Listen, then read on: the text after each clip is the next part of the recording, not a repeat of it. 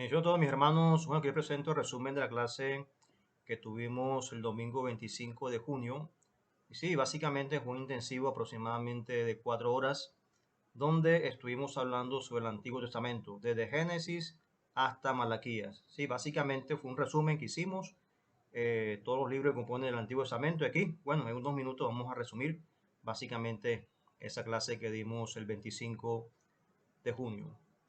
Bien, entonces, según de Pedro 1, 20 al 21 dice, entendiendo primero esto, que ninguna profecía de la Escritura es interpretación privada, porque nunca la profecía fue traída por voluntad humana, sino que los santos hombres de Dios hablaron siendo inspirados por el Espíritu Santo. Quiere decir de que todo este mensaje, no solamente hasta Malaquías, sino hasta Apocalipsis, desde Génesis y Apocalipsis, los siervos de Dios fueron inspirados. ¿Qué inspiración? La forma en la cual, como Dios toma a sus siervos, o simbólicamente toma la mano de sus siervos, los profetas, los escritores de la Biblia, asegurándose que lo que ellos escribían era palabra de Dios, no era palabra de hombre. ¿Okay? Dios aseguraba que lo que ellos escribían fuese palabra de Dios, no palabra de hombre. Quiere decir que la Sagrada Escritura es la palabra de Dios. Fueron seres humanos que lo escribieron, sí, con errores, debilidades, pero todo lo que escribieron no fue invento suyo, no fue suposiciones suyas.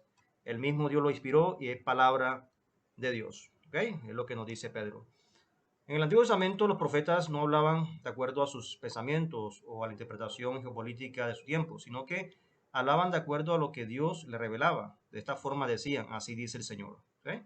Entonces, todo lo que Dios les decía, ellos lo expresaban como tal al pueblo. Código Hammurabi, escrito en 1790 a.C., encontrado en 1901 después de Cristo. Entonces, el Código Hammurabi básicamente fueron escritos que dejó precisamente el emperador Hammurabi, un rey babilonio que básicamente en esa época dejó, bueno, escritos, dejó, digamos, algoritmos matemáticos, leyes, estatutos, arquitectura, ingeniería, muchas cosas que hasta la fecha grandes potencias como Estados Unidos, Alemania, Suiza usan todavía el código Hammurabi en cuanto a sus leyes, normas éticas, normas de moralidad, en fin, entre otras cosas. Entonces, miren la fecha, 1790 a.C., ya para esa época los babilonios escribían, manejaban las matemáticas, manejaban las letras. Y de esa manera, Egipto, que es muy contemporáneo a Babilonia, un imperio también que es muy contemporáneo a esa época con Babilonia, ya también los egipcios escribían y se comunicaban con los babilonios. ¿Por qué les digo esto? Porque eh, como a principios digamos, del siglo XIX, unos ateos empezaron a decir de que Moisés no pudo haber escrito el Pentateuco, desde Génesis hasta Deuteronomio, porque para la época de Moisés las civilizaciones eran analfabetas, no sabían leer ni escribir. Babilonios, egipcios, gente de Mesopotamia y en fin, otras civilizaciones de esa época. Y déjeme decirle de que Moisés básicamente escribe por ahí en el año 1200 antes de Cristo, o sea, 500 años después de Hammurabi. Quiere decir de que para la época de Moisés ya los egipcios estaban avanzados en la escritura. ¿Cuál es la evidencia arqueológica, histórica, de que 500 años antes de Moisés ya los egipcios escribían? Ahí está la prueba. No solamente los egipcios, también los babilonios también escribían. Entonces, esto nos corrobora de que Moisés sí escribió desde el Génesis eh, hasta Deuteronomio, comprobando como tal de que en esa época los egipcios sí tenían su literatura.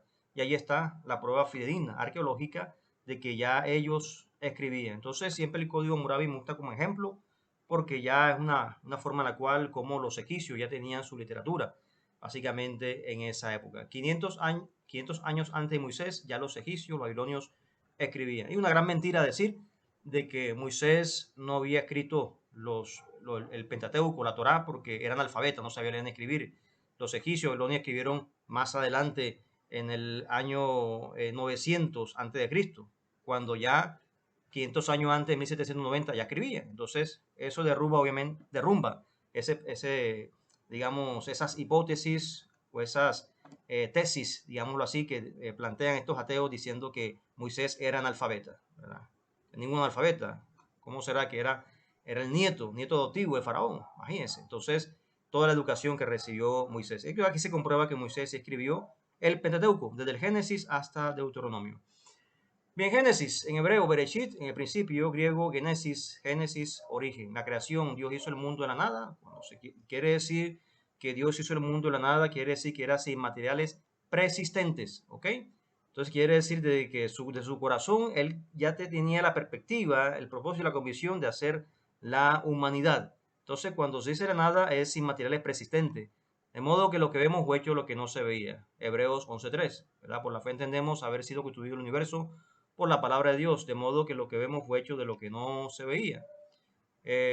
Un breve análisis de la evolución, obviamente una teoría que no tiene coherencia, ¿verdad? No tiene coherencia, la mayoría de evolucionistas suponen, al parecer, de pronto, quizás hubo una explosión, pero la Biblia afirma, Dios hizo el mundo, Dios hizo, perdón, al hombre del polvo de la tierra, Dios hizo el universo, Dios hizo la luz, ¿okay? Entonces, la Biblia no te dice, de pronto Dios hizo el hombre o quizás Dios hizo la luz, no, te afirma, ¿ok? Los evolucionistas suponen, ¿ok? Se generalizan. Entonces la Biblia te afirma.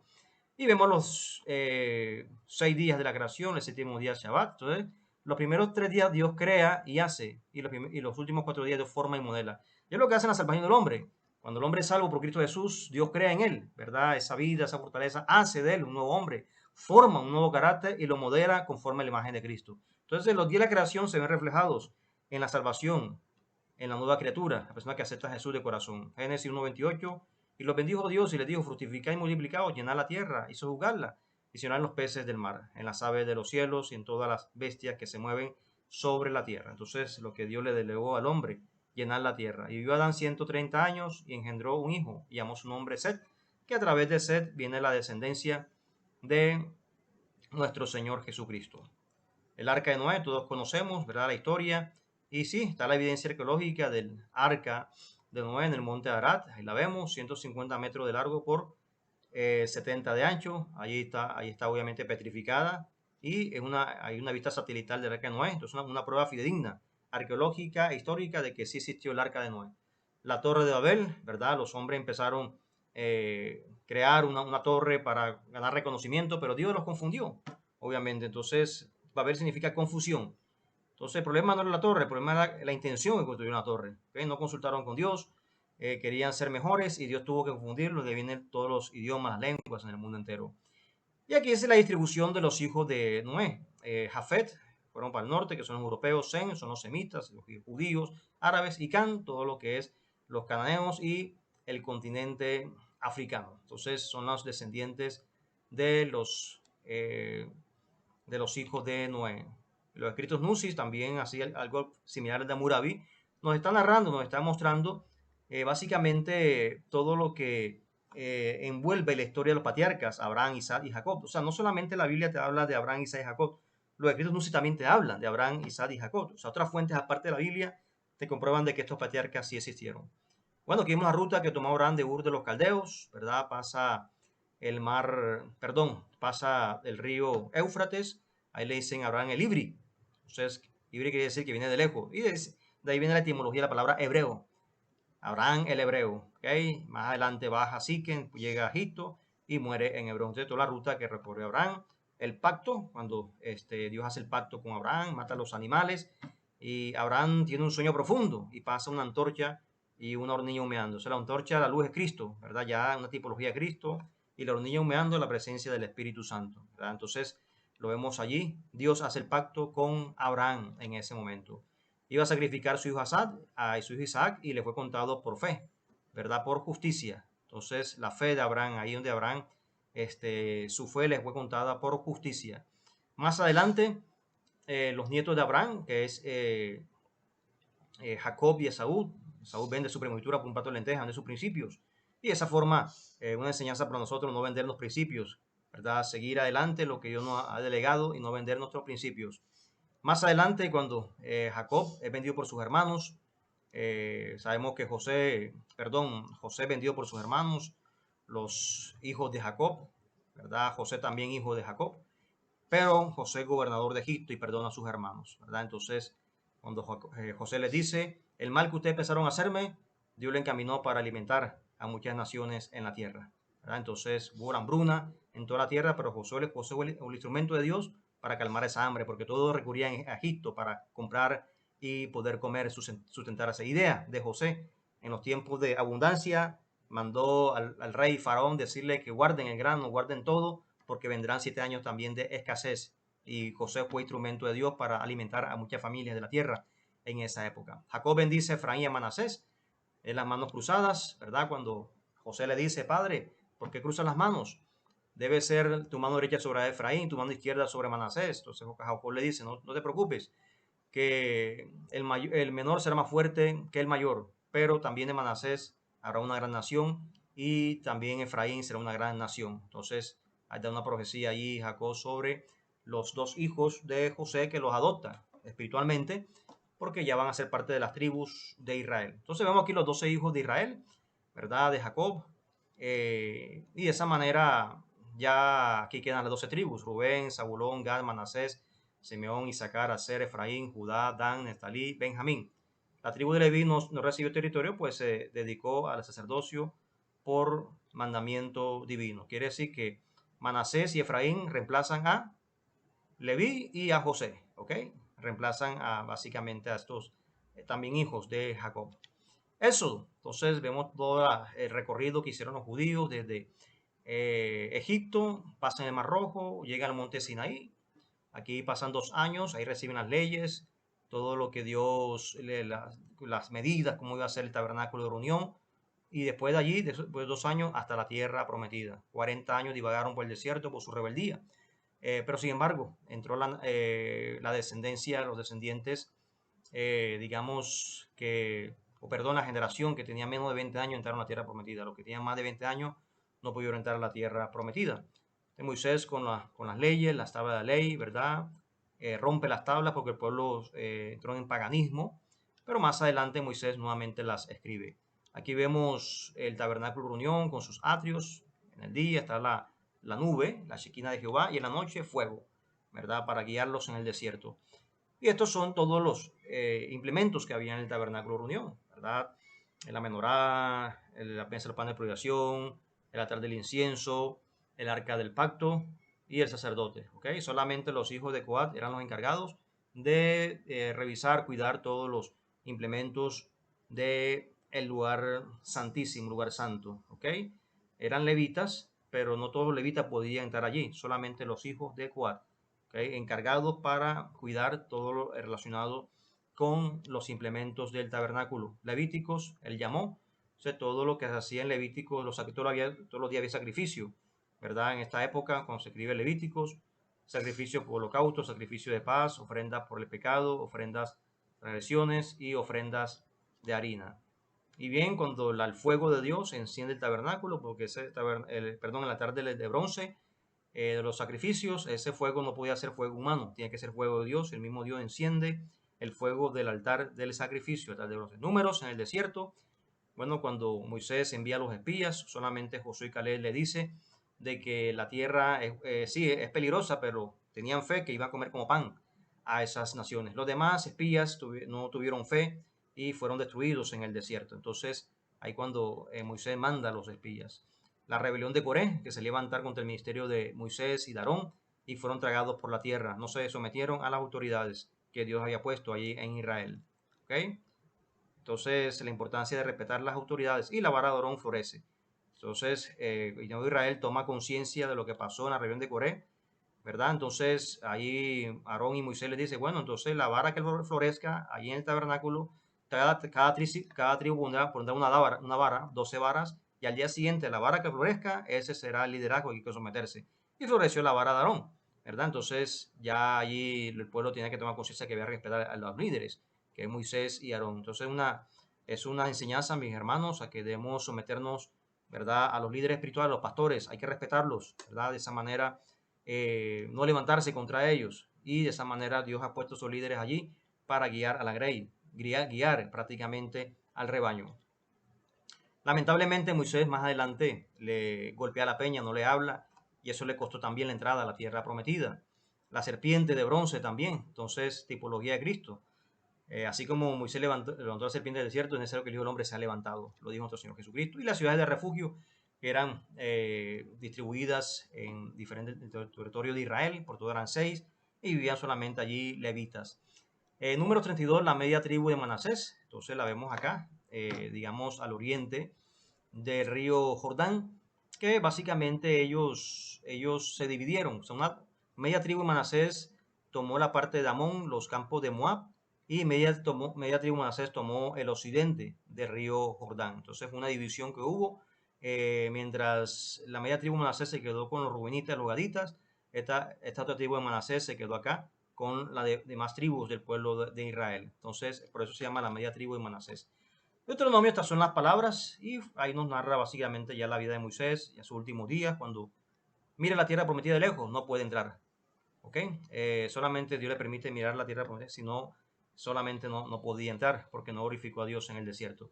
Entonces la miró de lejos, mas no pudo entrar. Libros históricos. Josué, básicamente también la media tribu de Manasés había dado a Moisés posesión en Basán, mas la otra media dio Josué heredad entre sus hermanos, este lado del Jordán. Al occidente también estos envió Josué a sus tiendas después de haberlos bendecido. Entonces lo que habíamos hablado sobre la media tribu de Manasés. Así los hijos de Rubén, los hijos de Gad y la media tribu de Manasés se volvieron parándose de los hijos de Israel desde el siglo que está en la tierra de Canaán para ir a la tierra de Galat, a la tierra de sus posiciones, a la cual se había posicionado conforme al mandato de Jehová, por conducto de Jehová. Y ahí nuevamente Josué nos comenta sobre la media tribu Manasés, la media tribu de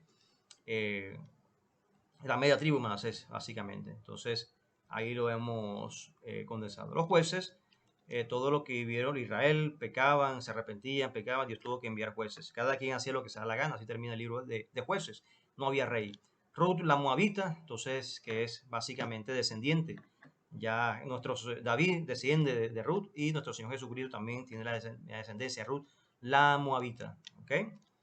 Primera y segunda Samuel habla ya de los primeros reyes que tuvo Israel, Saúl y David, sobre su vida, cómo anduvieron, y ya básicamente cuando ungen a David por rey, y esa forma como Dios lo utiliza en Israel, un hombre conforme al corazón de Dios. Primera y segunda de Reyes, inicia Primera de Reyes con el reinado de Roboam, cuando se divide el reino de Israel, Israel del norte, Israel del sur, y de esa manera ya vienen todos reyes de Israel de ahí en adelante, y muchos reyes fueron malos también delante de Dios. Entonces ahí nos muestra básicamente la historia de los reyes.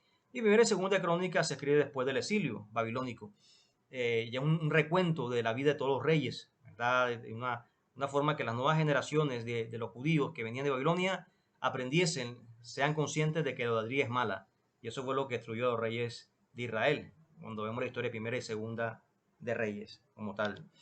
Esdras básicamente ya lee el libro de la ley con los judíos que vienen de Babilonia, y de esa forma Esdras les enseña para que vuelvan a la ley. Nehemías reconstruye las murallas de Jerusalén, el instrumento de Dios. Esther también fue un instrumento de Dios para que el pueblo de Israel no se extinguiese, ¿verdad? Cómo lo iban a destruir. Ella motivó al pueblo para que ayunasen varios días, y de esa manera Dios les ayudó a todos ellos para evitar una gran mortandad y la extinción del pueblo judío. Job, la vida de Job también. El problema de Job era de que se creía más justo que Dios, ¿verdad? Ese fue el problema de Job, ¿verdad? Y de esa manera, hasta que ya Job más adelante se arrepiente y dice, hablaba lo que no entendía, de oídas te había oído, mas ahora mis ojos te ven, me rindo tus pies y me arrepiento en polvo y ceniza. Entonces el problema de Job era ese, se creía más justo que Dios, hasta que tuvo que pedir perdón, humillarse delante de Dios, y cuando hubo orado por sus amigos, Job fue sanado, ¿verdad? Y recuperó 4 veces más lo que había perdido. Entonces esa es la historia de Job. Los salmos, básicamente muchos de los salmos son anónimos y aún existen dudas cuanto a los autores de algunos. Los siguientes son los autores generalmente reconocidos: David, Asaf, Salomón, Moisés, Etán, Emán, Esdras, Ezequías, los hijos de Coré, Jedutún.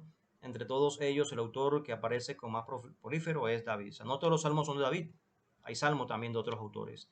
Cánticos graduales del 120 al 134 se llaman graduales porque ellos lo cantaban por grados, por sesiones, cuando viajaban. Entonces, a los 2 kilómetros cantamos este salmo, a los 5 kilómetros cantamos esta parte del salmo, y así sucesivamente. Cuando viajaban, cantaban los cánticos graduales. Proverbios, básicamente, proverbio de Agur, proverbio de Salomón, no todos proverbios escribió también Salomón, y son dichos, reflexiones de la vida diaria, cotidiana. Eclesiastés es un recuento, una forma como ya Salomón se arrepiente. Obviamente Salomón se desvió por un tiempo los caminos de Dios, pero más sin embargo él se arrepiente y termina diciendo Salomón, porque el todo el hombre es temer a Dios y guardar sus mandamientos. Termina el libro de Eclesiastés. Todo es vanidad en la vida. Cantar de los Cantares es básicamente una enseñanza, una consejería matrimonial, cómo el esposo debe amar a la esposa. Entonces un libro matrimonial. Tiene ciertos aspectos simbólicos de Cristo con la iglesia, pero también nos está mostrando básicamente el amor que tiene el esposo hacia la esposa. Eso es lo que nos muestra el Cantar de los Cantares. Los profetas, libro de Isaías. Entonces, vemos aquí su nacimiento, siglo octavo antes de Cristo, fallecimiento siglo séptimo antes de Cristo. El libro está dividido en tres partes. Del 1 al 39, Proto-Isaías, que contiene las palabras de Isaías original. Del 40 al 55, Deutero-Isaías, la obra de un autor anónimo del exilio. Y el Trito Isaías, una antología de unos 12 pasajes. Entonces, esa es la división que tiene el libro de Isaías, ¿verdad? El llamado que tiene Isaías, el capítulo 6, ¿verdad? Cuando dice, después oí la voz del Señor que me decía, ¿a quién enviaré? ¿A quién irá por vosotros? Entonces respondí yo, heme aquí, envíame a mí. Jeremías fue un profeta hebreo, hijo del sacerdote Hilcías. Jeremías vivió entre el 650 y 558 antes de Cristo en Judá, Jerusalén, Babilonia, Egipto. Fue coetáneo de Ezequiel y anteriormente a Daniel. Es autor del volumen de la Biblia conocido como el libro de Jeremías. Se atribuye la autoría de los libros de los reyes, el libro de las lamentaciones también. Clama a mí, yo te responderé y te enseñaré cosas grandes y ocultas que tú no conoces. Uno de los temas principales del libro de Jeremías también. Ezequiel. Eh, durante el cautiverio de los judíos en Babilonia, Ezequiel básicamente en hebreo significa Dios es mi fortaleza. Sus profecías se encuentran en el libro de Ezequiel, siendo su mensaje de relevancia para la santidad de Dios. Incluyó reflexiones sobre la futura reconstrucción del templo de Jerusalén, enfatizando asimismo la responsabilidad moral de cada individuo.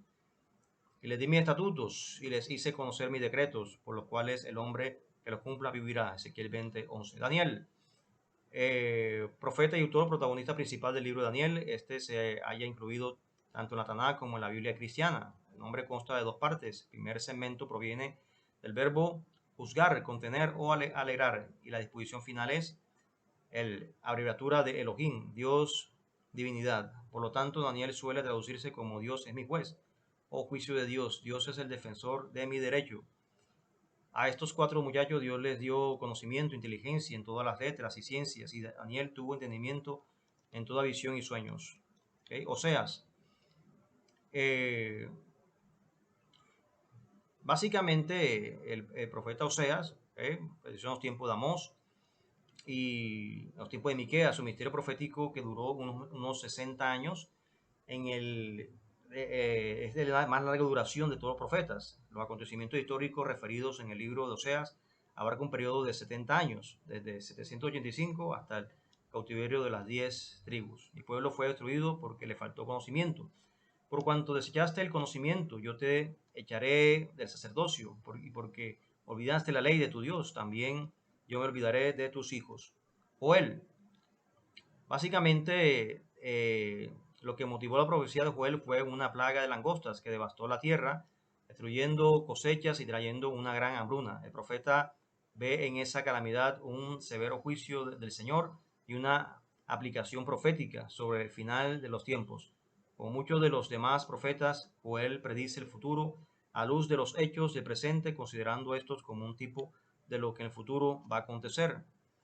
Joel 2:25, y os restituiré los años que comió la oruga, el saltón, el revoltón y la langosta, mi gran ejército que envié contra vosotros. Amós era uno de los profetas, ¿verdad? Que básicamente profetizó, habló la palabra de Dios en Tecoa, y de esa manera fue un hombre utilizado en gran manera por Dios. Era uno de ellos también recoger higo silvestre. No había sido ordenado oficialmente como profeta, ni había asistido a la escuela de profetas. Su motivo para profetizar fue el llamamiento divino. Su ministerio se desarrolló entre las 10 tribus, pero también profetizó para el reino de Judá y los países que lo rodeaban. Amós 5:4, pero así dice Jehová a la casa de Israel, buscadme y viviréis.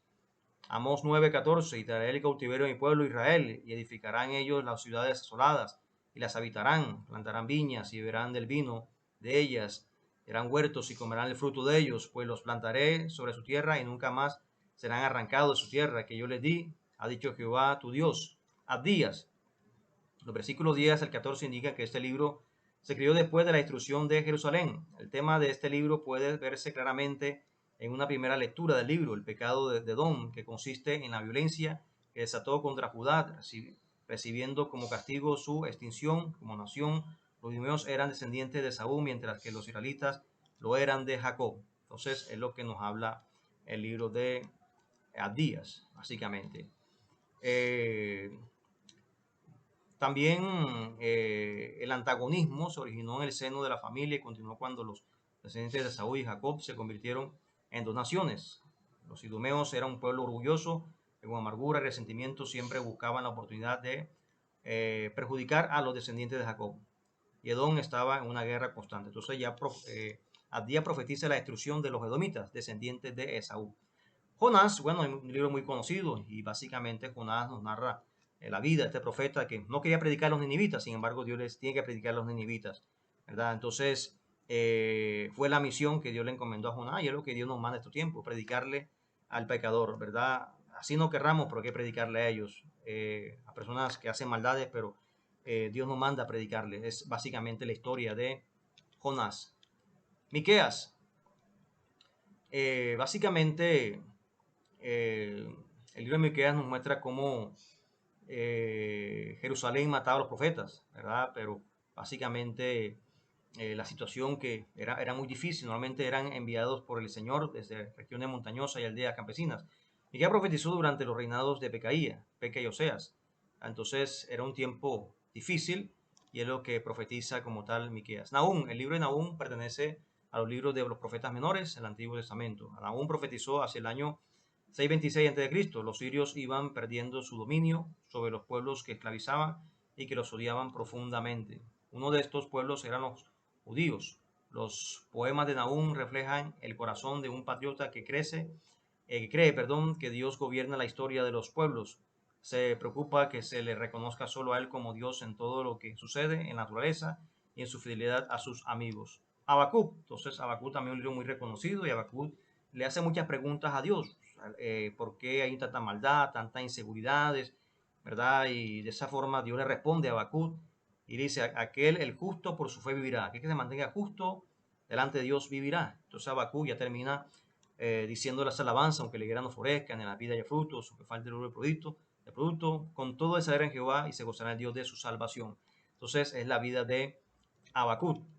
Sofonías, frecuente repetición de la frase el día del Señor, sugiere que Sofonías tenía un mensaje de juicio, pero igual que la mayoría de los profetas, también de restauración. Se ha dicho que la profecía de Sofonías es regularmente árida, no hay vida, ni flor, ni fruta, ni ninguna de las maravillas de la naturaleza. ¿Okay? Entonces es lo que profetizó Sofonías. Ageo, básicamente, es el primero profetas conocido como los profetas posesílicos, es decir, que profetizaron después del cautiverio. Zacarías y Malaquías son los otros dos. El Señor los usó para despertar la conciencia y estimular el entusiasmo de sus compatriotas en la reconstrucción del templo. Ningún profeta apareció en un momento tan crítico de la historia del pueblo y podemos decir que ninguno tuvo tanto éxito. Zacarías. Entonces, su misterio consistía en inspirar el fervor debilitado del pueblo y animarlo a quitar la mirada del oscuro presente y ponerla en el brillante futuro que vendría. Y Malaquías, básicamente, eh, nos está mostrando la forma en que el hombre, el ser humano, ¿verdad? Debe honrar, obviamente, en la casa de Dios, debe honrar el ministerio que Dios le ha dado, le ha delegado, básicamente. Y sí, básicamente la revelación de un pueblo, la revelación hacia un pueblo rebelde y fracasado, ¿verdad? De un remanente fiel y de un Mesías venidero que juzgará y purificará a la nación.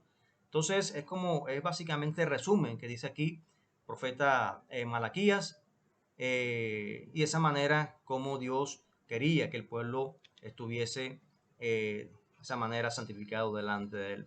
Bueno, mis hermanos, entonces aquí les presento un breve resumen del Antiguo Testamento. Que mi Dios Santo les bendiga.